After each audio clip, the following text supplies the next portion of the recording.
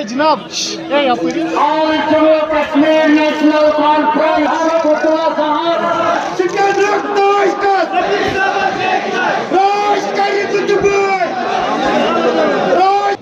Militancy के खिलाफ अगर किसी एक तंजीम ने कुर्बानियाँ दी हैं वो जम्मू कश्मीर नेशनल कॉन्फ्रेंस ने दी है। मुझे अफसोस होता है जब वज़ीर आज़म साहब, वज़ीर दाखिला साहब इस तरह की बातें करते हैं, क्योंकि चलिए सियासी इख्तिलाफात हो सकते हैं, लेकिन हकीकत को इस तरह से मतलब तोड़ मरोड़ के पेश करना ये गलत बात है ना।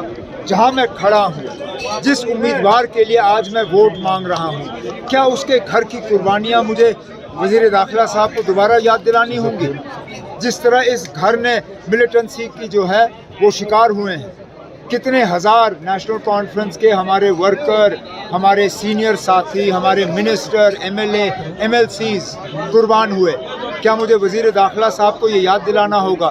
और जहाँ तक रही मिलिटेंसी की, मुझे मालूम है उन्होंने अपनी तकरीर में कहा कि अगर कांग्रेस नेशनल कॉन्फ्रेंस की हुकूमत बनती है तो मिलिटेंसी बढ़ जाएगी। मैं उन्हें याद दिलाना चाहूँगा, वो मेरी हुकूमत के 6 साल देखें, लगातार हर साल मिलिटेंसी की ग्राफ जो है वो कम होती गई। उसका मुकाबला पिछले 5 साल से करें तो लगातार हर साल मिलिटेंसी की ग्राफ बढ़ती गई। जम्मू में मिलिटेंसी को नई शुरुआत मौजूदा हुकूमत ने दी, नए तरीके से मिलिटेंसी आज आप जम्मू में देख रहे हो। किस ज़िले का नाम लूँ?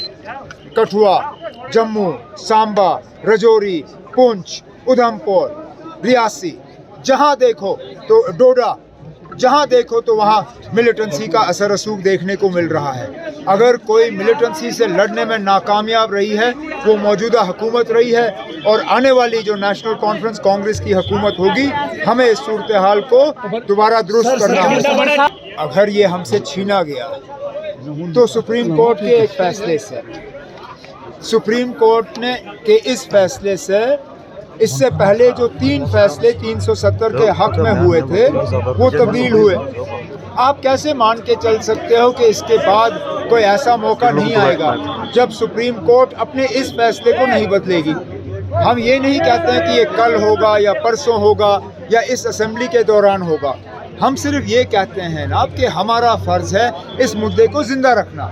जिस तरह बीजेपी ने 20-25 साल इस मुद्दे को ज़िंदा रखा, अगर वो इस मुद्दे को 20-25 साल ज़िंदा रख सकते हैं तो हम क्यों नहीं रख सकते?